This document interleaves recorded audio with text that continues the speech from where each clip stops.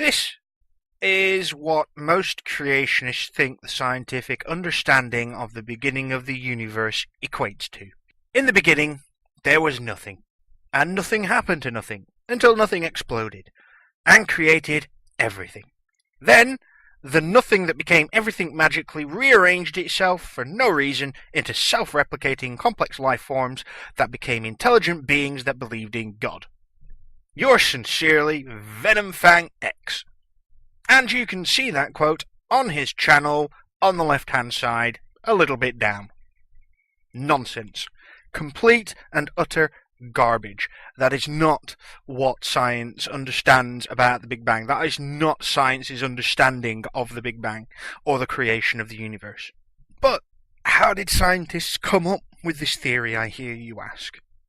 Well, it's quite a little complicated tale that I will try to tell you. Basically, we discovered, through scientific means, that all the galaxies in the universe were moving away from each other, thus suggesting that the universe was expanding.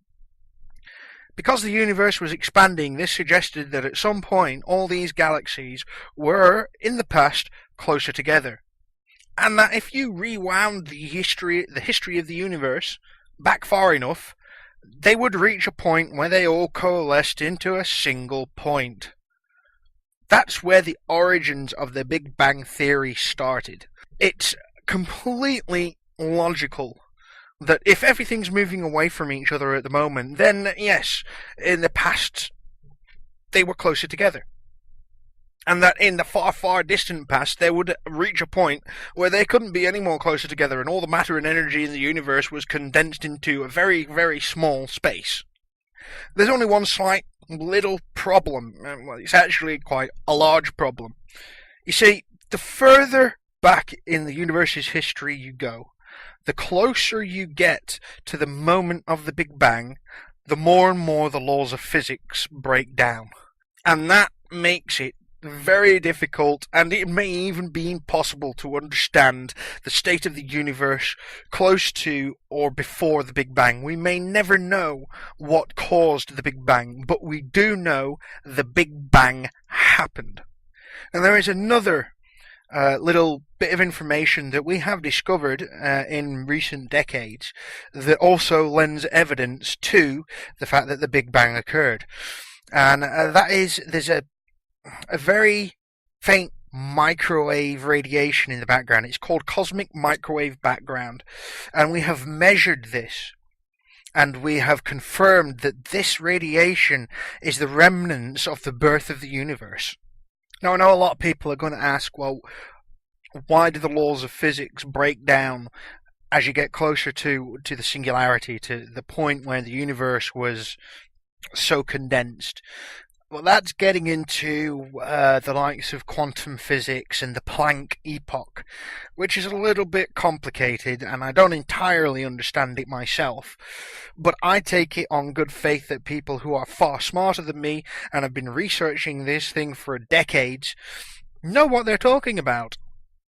So, let's just take it as read for the moment that we'll never truly understand what caused the expansion of our universe. But it happened. Now, within fractions of a second, the universe expanded at an enormous rate. The universe was full of incredibly high energy density, huge temperatures and pressures, and as it expanded rapidly, it also cooled rapidly. Now, all this happened in 10 to the power of minus 35 seconds. So, the universe is expanding rapidly at this point, and it's also cooling off very rapidly. Now, while this period in the universe's history is known as the expansion, it does move on to another period which is called something else, but that doesn't mean that the expansion of the universe ends. As we can see today, the universe is still expanding. It was just the end of that particular part of history. It's just a name. So at this point, a lot of what's going on in the universe detail-wise is still very speculative, because, like I say, the closer you get to that point, the more the laws of physics break down. But after about 10 to the power of minus 11 seconds, the picture's not as speculative. And something happens around 10 to the power of minus 6 seconds. Basically, what's happening up to this point is particles of matter and antimatter are being produced in equal amounts and annihilating each other. But something causes matter to get the upper hand over antimatter, which allows for matter to start getting a foothold in the universe in this cosmic soup. Now, if this hadn't happened, if antimatter and matter had kept on annihilating each other at a constant rate, with neither one gaining the upper hand, then basically the universe could never even begin to exist how we perceive it today.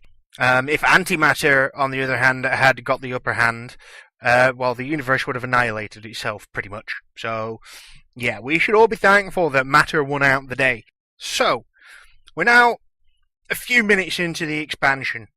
Matter has won over antimatter, but the temperature of the universe is still about 1 billion degrees Kelvin, and the actual entire density of what we would call space, it's about the same as air. But slowly, as the universe continued cooling, mass started becoming, these particles of matter started becoming gravitationally attracted to one another. And over about 379,000 years, electrons and nuclei would collide and combine into atoms, mostly hydrogen. But the relic of all of this is what's now known as the cosmic microwave background radiation. And this is how we can tell, one of the proofs that we have that this did occur.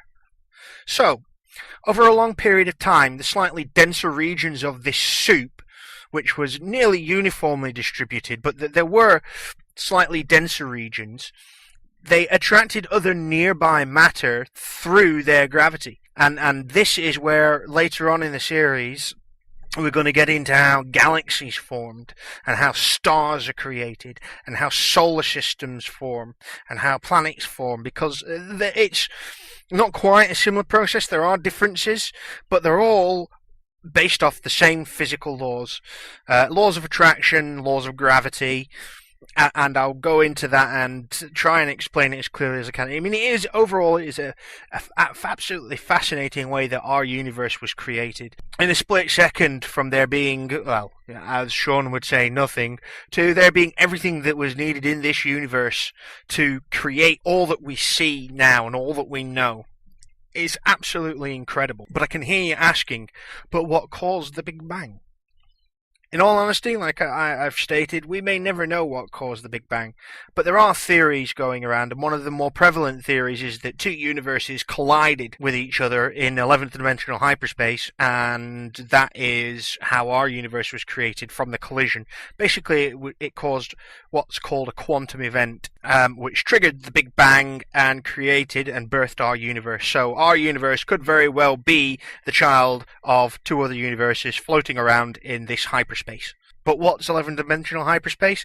Just think of it as a place that universes live. That's pretty much all it is. They just float around out there. So it's a little more complicated than that, but that's the general idea. Anyway, next in the series is going to be about galaxies. I'm going to explain how galaxies form, explain some of the things about galaxies. We'll take a look at various aspects of galaxies, from how many stars they are to collisions of galaxies to how they were born. Anyway, I hope that my rambling hasn't left you too lost and confused. If you have any questions, feel free to leave them in the comments section below. And if you enjoyed this video, please don't hesitate to rate it and subscribe. I look forward to hearing from you all. Anyway, until part 2, I will speak to you all later.